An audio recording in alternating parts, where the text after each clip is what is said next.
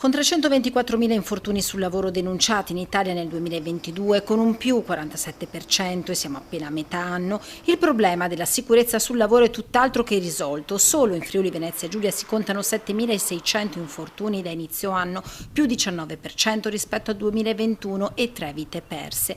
Ecco che assume ancora più importanza la scelta dell'ANMI, l'Associazione Nazionale Mutilati e Invalidi sul Lavoro, di celebrare a Fiume Veneto la giornata nazionale per le vittime degli incidenti sul lavoro. Si terrà il 9 di ottobre ed è la prima volta che succede in regione, è la prima volta che non si terrà in una grande città ed è la prima volta che la celebrazione non avviene in un palazzo istituzionale ma all'interno di una fabbrica. La Klaber, azienda storica di Fiume Veneto, leader nel sistema di irrigazione. Vuol dire riconoscere le difficoltà delle vittime del lavoro, delle loro famiglie e lottare continuamente perché ci sia maggiore consapevolezza dell'importanza della tutela nei luoghi di lavoro. Il riconoscimento in prefettura a Pordenone avviene nel giorno in cui si ricorda la morte un anno fa di un amato cittadino di Fiume Veneto, Marco Celant, travolto da un muletto nella fabbrica San Vito. Ha lasciato moglie e bimbi piccoli. Una tragedia che ha colpito la comunità, anche perché Marco era molto attivo all'interno della sua comunità, quindi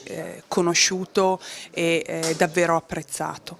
E quindi sarà sicuramente un momento per ricordarlo. Tutte le regioni dovrebbero prendere esempio dalle Marche, ha detto Zoello Forni, presidente nazionale dell'associazione dove è stata istituita la figura del testimonial degli infortuni. Un soggetto invalido che ha seguito un percorso tramite la nostra scuola della testimonianza, dopo sono in grado di andare nelle scuole e nelle aziende a raccontare quello che è capitato a lui.